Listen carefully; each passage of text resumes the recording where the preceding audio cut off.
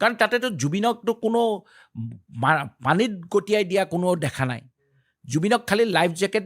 নিয়াটো দেখিছে যে বিনা লাইফ জেকেট যে হাৰি আছে মই যেনেকৈ কৈছোঁ যে জানে ইয়াতো বেমাৰ আছে ইয়াক সাঁতুৰিবলৈ সেই পাৰলৈ যাম বুলি কৈছে সি তাতে নাপায় that's also' an intention to kill okay সি যে ক'লে যে ইণ্টেনশ্যন টু কিলটো কিন্তু তাতে আছে কিন্তু এইবিলাক এতিয়া ক'বলৈ বহুত সহজ কিন্তু প্ৰমাণ কৰিব লাগিব আদালতত